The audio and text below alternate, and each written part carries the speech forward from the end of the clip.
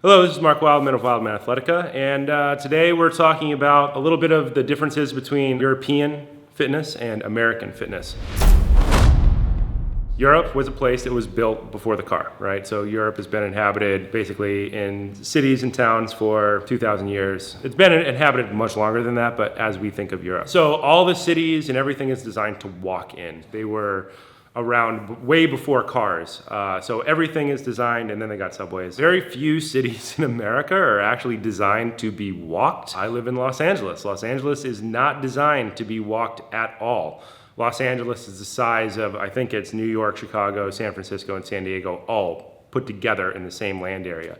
So between where I'm at and the beach is like 15 miles. I had some friends who were just in London, and they tracked how far they walked each day, and they walked somewhere between 8 and 10 miles a day, and they weren't sightseeing because they'd already seen all the sights. So that was just them existing within the city. I'm from the Midwest, from Ohio, and Ohio is not designed to be walked, and if it is, it's always muddy and gross in the winter, and in the summer it's hot and it's gross. And everything's really far apart. I mean, it's 10 miles between small town and small town. You can't just usually walk to the grocery store. Even in my hometown, the grocery store was still a mile one way and a mile back, and there oftentimes weren't sidewalks or anything like that. Europeans tend to stay slightly thinner than Americans for the sheer fact that they just walk a little bit every day, a little bit being more than 5 miles. In America, I hesitate to hazard a guess on how far the average American walks every day.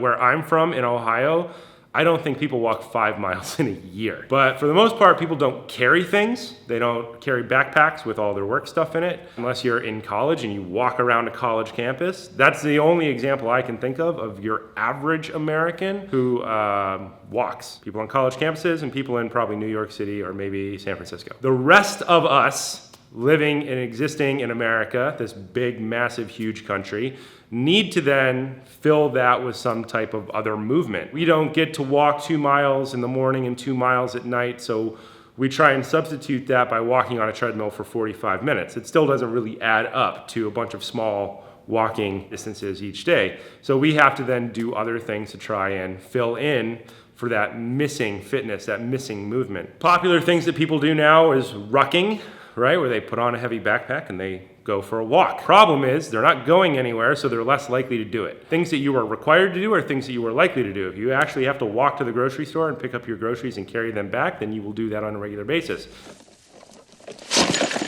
If you have to volunteer to pick up something heavy and go walk 2-3 miles with it, probably not going to do it. Things that we should do in America, because we normally don't have the time to walk, is we should pick up activities that simulate the movement and the crossbody stabilization of walking. You know what I'm going to say. I'm going to tell you to get a club bell or a kettlebell, because both of those things stimulate the crossbody strength skills required in crossbody stabilization of walking with load. In LA, a lot of people go hiking. It's very, very popular here for people to go hike Runyon Canyon, and they have their little water bottle and maybe a tiny dog.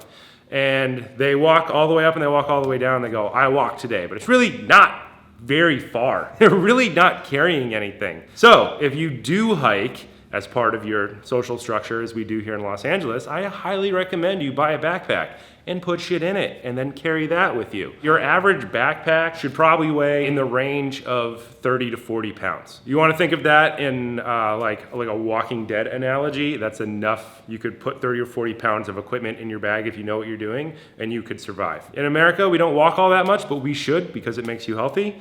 If you're gonna walk, carry something. If not that, then you do have to work out every day, because your body is designed to move every day. So you should be working out at least 5 days a week in some way, probably carrying load or moving load in some way. This has been Mark Wildman of Wildman Athletica. Get a backpack, put stuff in it, go walk.